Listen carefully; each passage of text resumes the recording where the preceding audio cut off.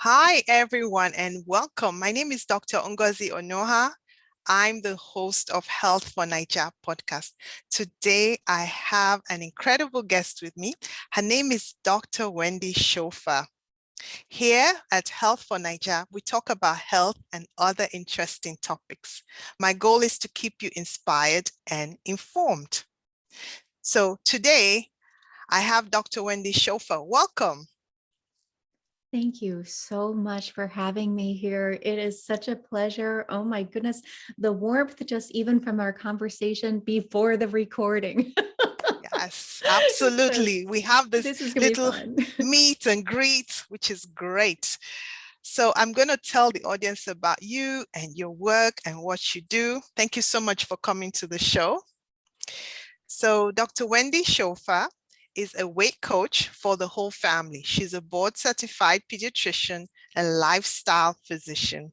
She's a life and weight coach. Her mission with Family in Focus is to heal the whole family, to get past the focus on the scale to define health and success, and instead create the health that is truly possible through better relationships with food, ourselves, and each other. So she helps parents raise healthy children. Family in Focus has a weekly podcast, blog, and Facebook community. Welcome, Dr. Schofer. So happy to have you here. It is such a pleasure. I got to tell you, it tickles me when I hear the words about my business coming out of your mouth. I'm going to tell you every single time, I'm like, oh, that's it. That's it.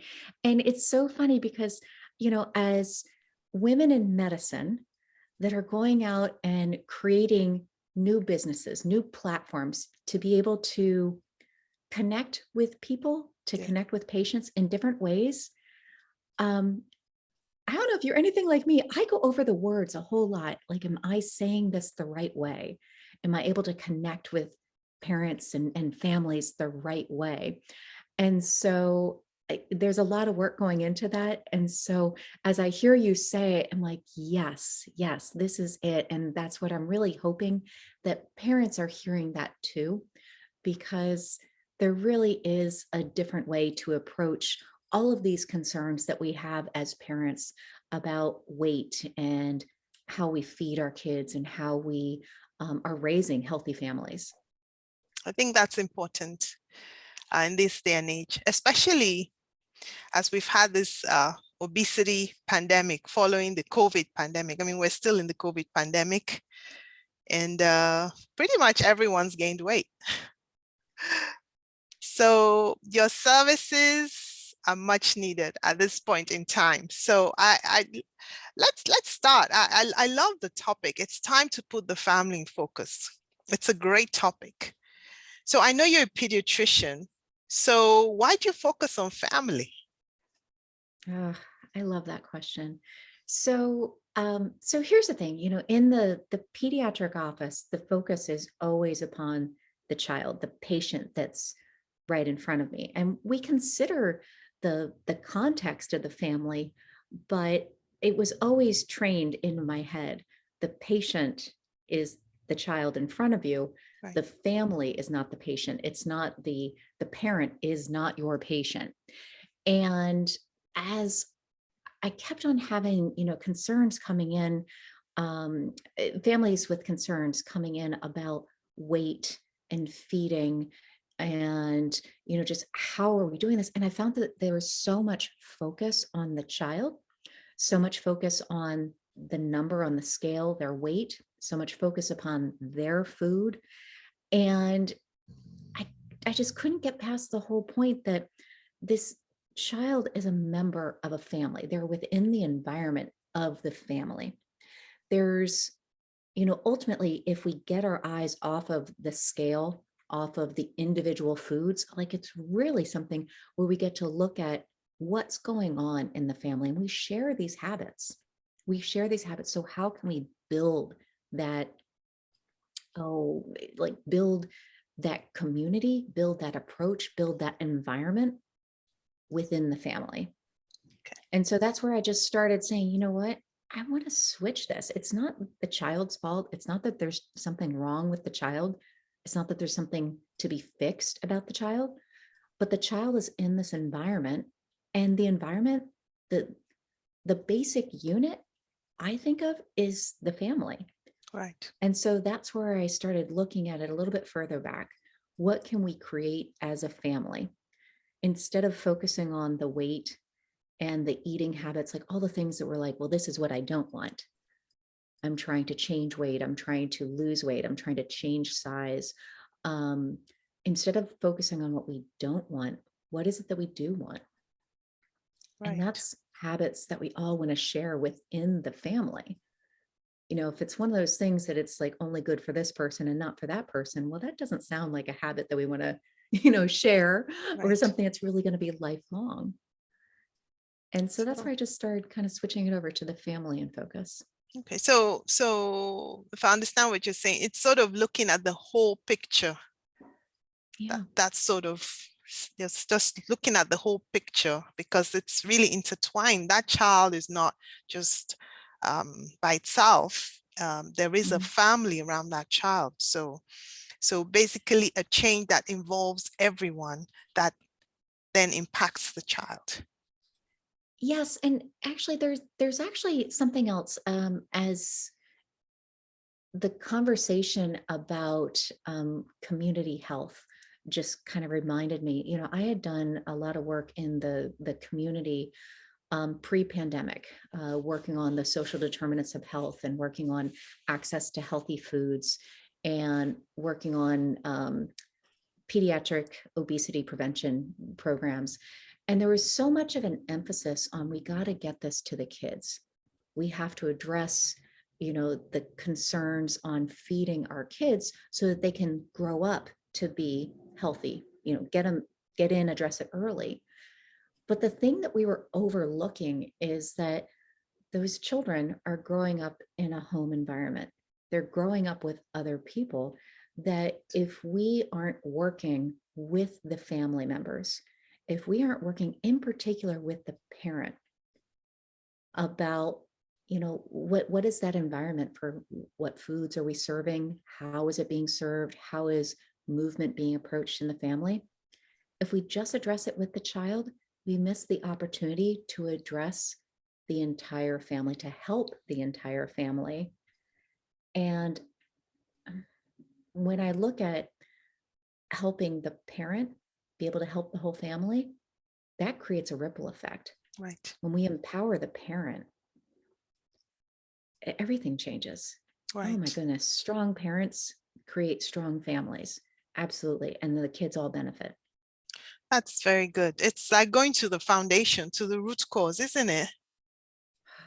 Yeah. Okay. Yeah. Yeah. Wow. Okay. Yes. Okay. That's a lot of wisdom there, I tell you. Makes sense. 100% makes sense. So I mentioned the concerns about increasing rates of obesity in childhood, and what can parents do about this? Yeah. So, we've had a lot of conversations that have come up over the last 2 years in particular, with the pandemic, about the increasing rates of obesity. But this isn't something that's new. This has been an ongoing discussion. I think that part of it is that we have an opportunity to look at a different way of discussing weight, a different way to discuss eating, and not as in it's a problem. So the way that I really look at that is, we talk about the pandemic of obesity, and talk about, how this is a problem. And I keep on thinking about, well, how does it make sense? How does it make sense that during a global pandemic, with all of the stress, with all of the disruption to our structure, to our, to our food supplies, to our ability to have regular movement, but even the schools, everything changed. Well, how does it make sense that, yeah, we're seeing increases in obesity, we're seeing increases in weight? it's not that there's something wrong with our individuals. It's not that there's something wrong with our children. It makes sense. We've been through a lot. And when we focus just on the weight, when we say you need to change all of this to target the weight, we're focusing on the wrong thing. And so that's where, I really try to talk about how it's not the weight. It's not about the weight. That's just the end of this very long journey that you have taken so far up until this point. And that's where you get your weight right now. It's just a number on a scale. But when we target the weight, when we say, oh, that's got to change, you got to lose weight, you're not addressing all the things, all the different habits, all the different routines, all the different factors that have gotten you to this point right now that happens to be associated with this weight. So I just see it, there's a lot of opportunities to be able to go, kind of like you were saying, the foundation, like go upstream and figure out, well, what is going on right now that we've created this environment where this happens to be your weight? Not that the weight is wrong, not that you've done something wrong, but how can we understand what is the environment? What is the pattern? And then really look at it, not from a what's wrong, what needs to be fixed, but what is really helping us here? How are we maybe able to look at our relationship with food, the relationship with our body, like not punishing our body and saying, well, I got to lose weight. I got to do this, this, and that to lose weight. Weight's just a number. And then also within, the context of the family, how can we build stronger relationships together? Because that's what's lifelong health. It's all these different relationships that we create. Okay, so I heard you say routines have changed, and that I agree. So routines have really changed. Yeah.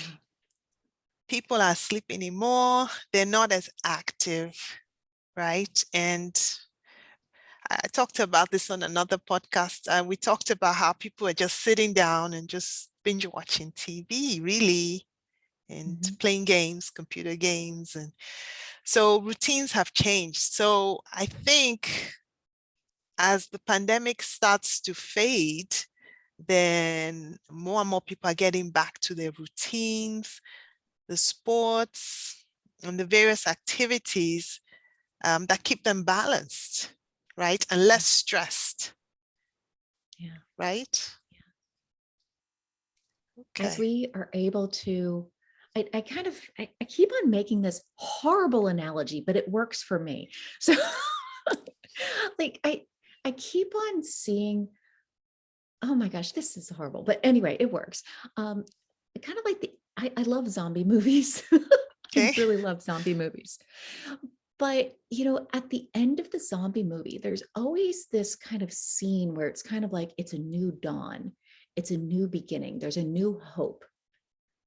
And I'm sure I could make this analogy with lots of other movies, but this is the zombie movies for me. So all the things that you go through, and then it's like all of a sudden there's a new hope. And I see that very strongly as, as we've been through 2 years of the pandemic now. And it's so wonderful to start seeing people out being active, the kids on the athletic fields, folks out walking with their entire family. Oh my gosh, I darn near came to tears when I was watching the softball team practicing when I was out walking my dogs. Like it was just brilliant. And it is just this kind of like hope. It's a new hope that I'm feeling. But I think it's something for us to be able to kind of open that up for other people, because those routines that you were talking about, finding ourselves like on the couch, on electronics, okay? There's a reason why we did that. We were looking for comfort. Right. We were looking for that safety. But Safety. also it feels really good. Okay, being able to scroll on the internet and, scroll on Facebook or, binge watch Netflix, whatever it is, like there's a reason why we did it. It felt good. But seeing that hope, seeing that change, seeing that, what's possible, I think that that's something for us to be able to say, okay, hold on, that doesn't mean that we're just going to be staying on the couch or we just need to maintain this routine. What is it that's possible for me? What is it that's possible for my family? And yeah, for me, the visualization, the thought of the new hope, the new dawn, Mhm. all of this, Right. everybody coming back out, it's like a rebirth for me, to see that. And I think it's beautiful. And I hope that others are able to share in that same enthusiasm, Mhm. because just because we've gained weight along the way with the pandemic does not mean that that has to change anything, that we have to stay back Mhm. from going back out, from doing other things that bring us joy, Mhm. exploring what those things are, especially as we talk about movement. Mhm. Yes. What other things are possible that can bring me joy? Mhm. That's important. I think gaining back what we've lost the last 2 years of the pandemic. Yeah, yeah, yeah. So, what do you think parents can do? Parents who have overweight kids, what can they do to help the kids? Oh my goodness. So I think one of the first things to really look at is, I always talk about just taking that deep breath, just I every time I talk about taking a deep breath, I take one myself. So Me too. I just took a deep breath as well. I think it's can't very talk about it therapeutic. without doing it. I mean, it's sometimes I catch myself doing, I'm like, okay, I need to take a deep breath. And it really works. I tell you. It does. It's Mhm. addictive. It Mhm. feels so good. Yes, And it so I've it. made this association. Mhm. But the reason why is because it's really just like something where we have so many worries as parents about our kids' weight, whether it's looking to the future about what does this mean for their health, for their social interactions, what does this mean for their body, looking to the past about, what is it that we've done wrong, what could we have done differently. Neither one of those helps us. Right. That deep breath brings us right here, this moment.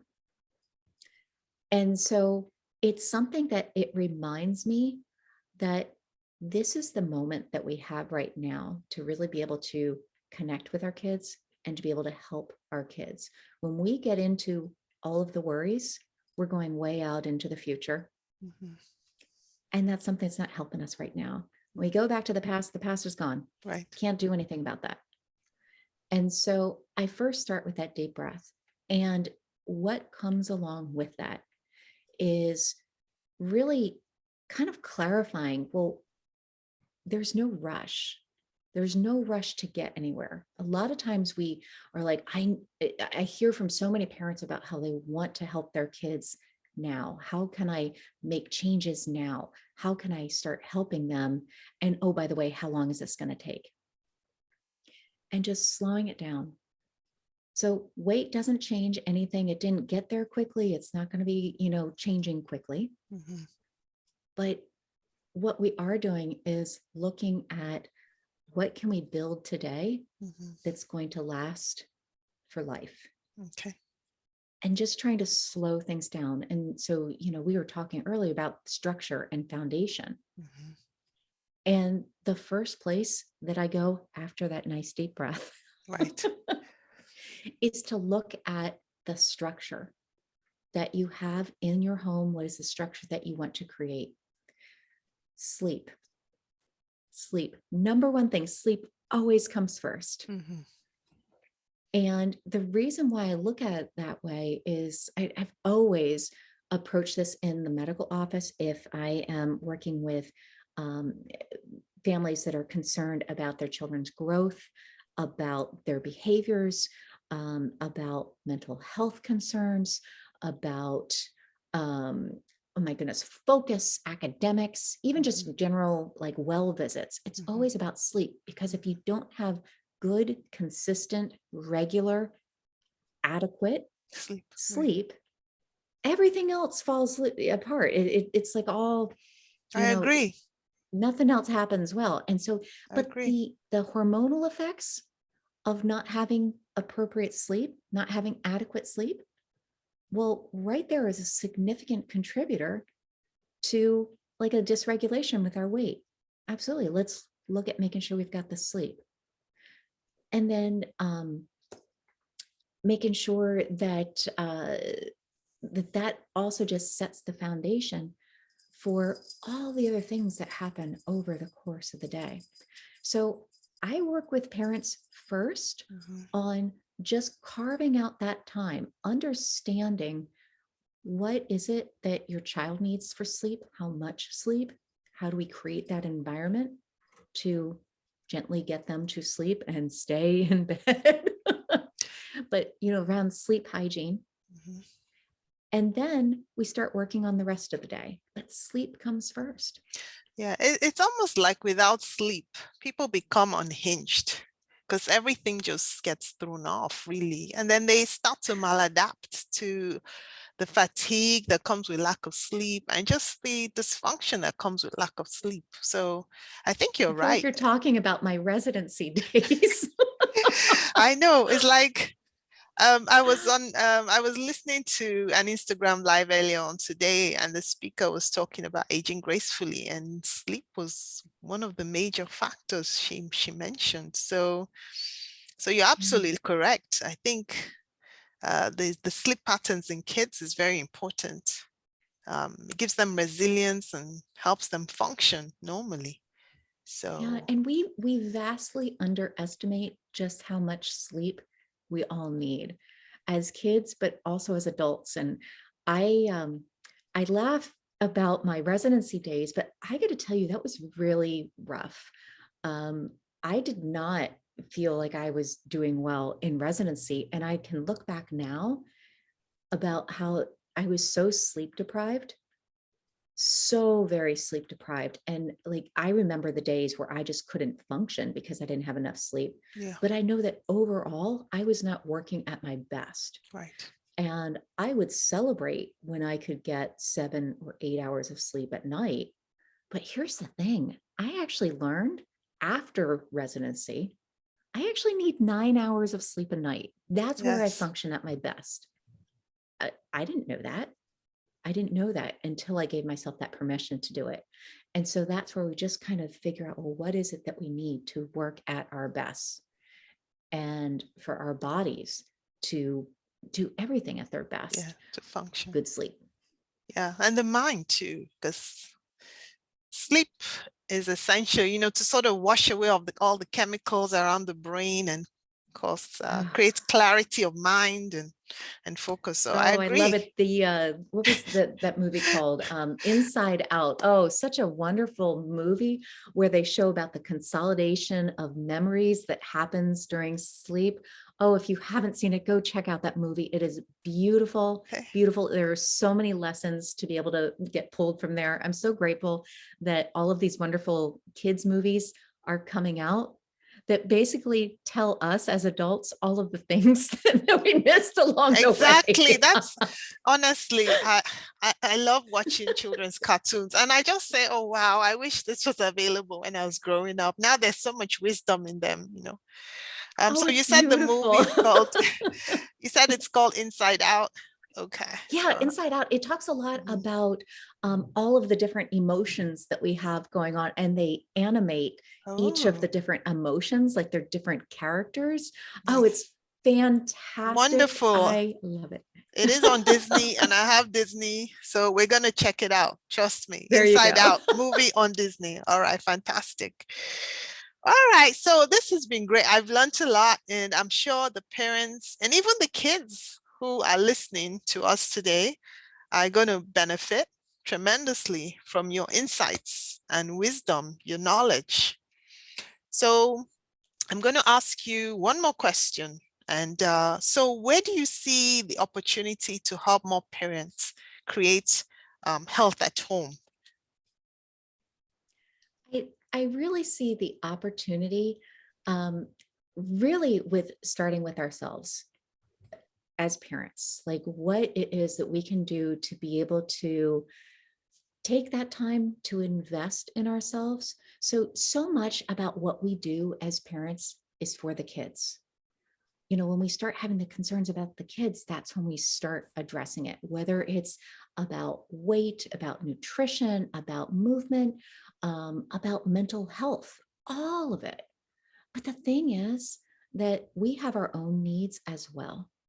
And so I I kind of I love to put in that plug for parents, that whole concept of self-care, how we're taking care of ourselves, how we're taking time for ourselves.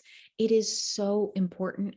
It is actually the most important thing, because again, if we don't take that time to invest in our own health, we're not going to be as available for our kids. The other thing is that as we are able to address our own concerns about our own health, our own sleep, our own nutrition, all of this, then we can be in a better place to model that for our kids. So again, that whole thing about a ripple effect. When we start off with the parents, so again, I'm a pediatrician. Right. It's always been about the kids. I'm like, no, let's not overlook that opportunity that really comes with helping parents, empowering parents. And I can tell you, one of the biggest things that I learned along the way is that my role as a parent is so much stronger when I say, no, I'm not doing that. No, I'm not doing, it's not doing more. It's actually doing less, so that I have the energy, the resources, the rest, and the time for myself and for my family. It's not doing more. Yeah. It's really focusing on what's important and then taking care of ourselves first. Okay. That's a lot of wisdom. It's a lot of hard learned. How about that? Over time, like that whole thing about sleep. Well, I got to tell you, that was not discovered that I really needed all of that until way later. And I thought that I always had to be there, staying up real late and, getting all these other things done for the kids. No. I am so much more effective when I get really good sleep. Yes. I don't have to do as much. I get to do whatever is important, but I've taken care of myself first. Yeah, you're more Oh, I wish efficient. that all. Yeah, but then Yeah. you had to get to a stage in life where you could afford the luxury of that 9 hours of sleep, which probably at the beginning of your career, you didn't have the luxury of 9 hours of sleep. So you're probably at a point in your career where you can afford that 9 hours of sleep, right? That goes both ways, Mm-hmm. because I got to tell you, I can look back. So I'm just even going back to residency, okay, where that was before all of the work hours, restrictions and everything. There were still hours that I spent doing other things that I could have been sleeping. Sleeping. I could have done that differently. So a lot of times we tell ourselves that we don't have the luxury. I think it's more about figuring out what is our priority, where do we want to, really invest. And yeah, part of me wants to agree with you, and the other part is like, I No.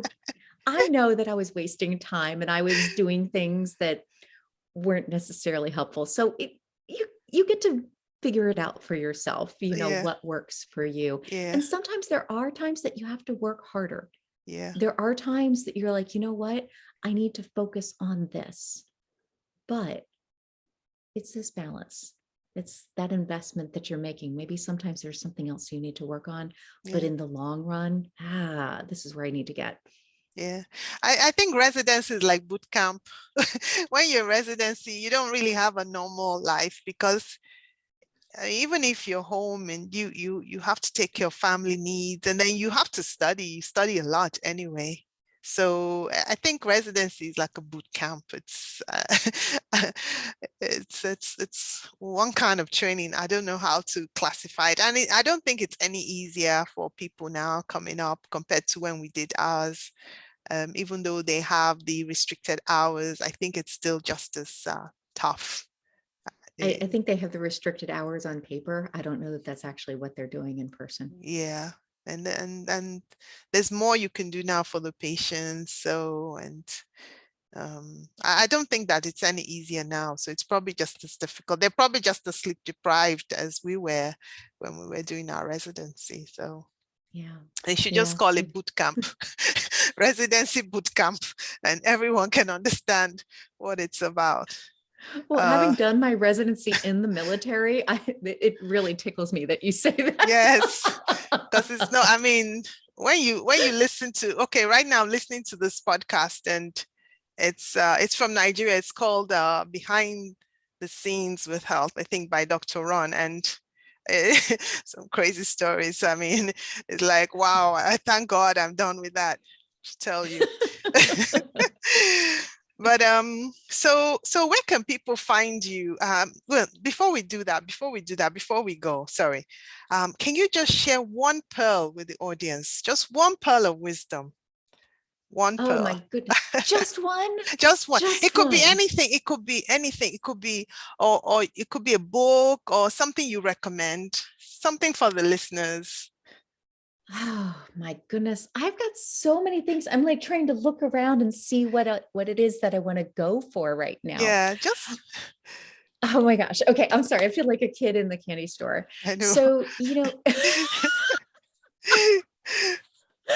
there's a reason why we say that, so I get my inspiration from so many different places. Mhm. And, that's the thing is I'm like looking around my room right now, what are the books that I want to give a shout out to? And there's just so many. And I actually love that because I don't think that all the answers come in one book. It's really our life experience and how we're kind of like pulling things Mhm. from all these different places. Mhm. What is it that's helping you? What is it that's like resonating with you? That whole idea, like something that you're like, oh, this is me. It's like they're talking right to me. And as I look around my room right now, like I see different books and like, oh yeah, there's that one and that one, and that one. And I think that really I challenge the listeners to say, okay, well, how is it that I'm taking bits from all of the things that I'm reading, whether it's a newspaper article or from a book, whatever it is, and how am I taking that bit with me? It doesn't have to be the whole book.